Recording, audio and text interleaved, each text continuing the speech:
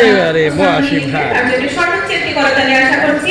সভাপতি কালিহাতি ইউনিট টাঙ্গাইল, আপনারা মঞ্চে আসার জন্য তৈরি থাকবেন। মোহাম্মদ মোশাররফ হোসেন, সভাপতি, বরগুনা জেলা। আসসালামু আলাইকুম ওয়া রাহমাতুল্লাহ।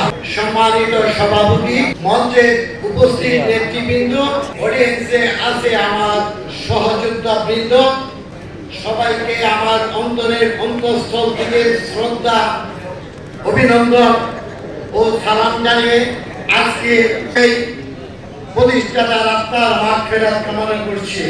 গাজীর গরু গোয়ালে আছে, গোয়ালে নেই, খাতায় আছে কিন্তু গোয়ালে নেই। এই এত বড় একটা দীর্ঘদিন যাবৎ প্রতিষ্ঠিত সাংবাদিক সংস্থা, অনেকগুলো বক্তার বক্তব্য শুনেছি এবং নেতৃবৃন্দের বক্তব্য শুনেছি, কিন্তু কোন বক্তব্যে উঠে আসে নাই একটা সাংবাদিক বিপদে পড়েছে তার জন্য একটা দৃষ্টান্তমূলক বক্তব্য উঠেছে বলে আমি জানি না।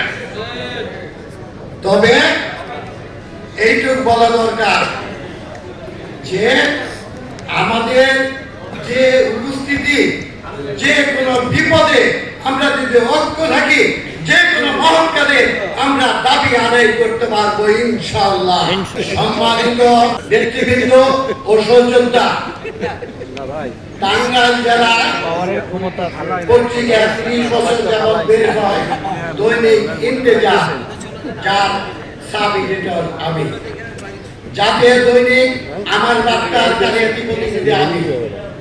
টাঙ্গাইল জেলা একজন শতভাগ হালাল খেয়ে দারিদ্র্য সীমায় নিচে বাস করে ইমানের সাথে যুদ্ধ করে মানুষ জানে সত্য কথা বলা একমাত্র সাংবাদিক, প্রশাসন সহ জানে, কিন্তু ওখানে আমার বিপদ।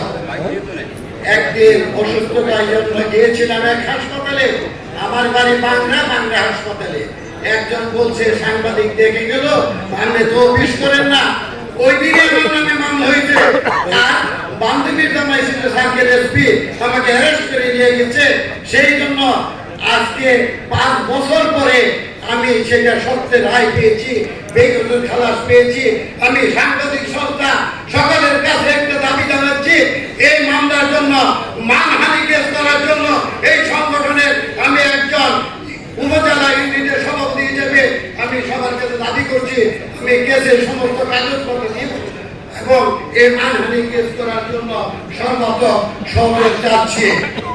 দেওয়া হবে অবশ্যই।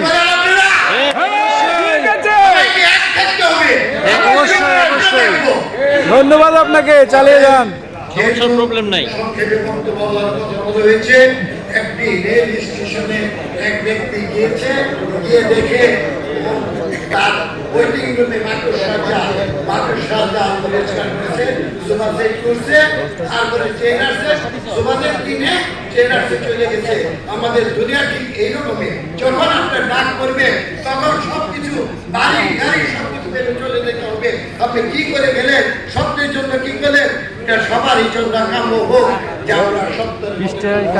ধন্যবাদ সাংবাদিক সংস্থা, ধন্যবাদ নেতৃবৃন্দকে।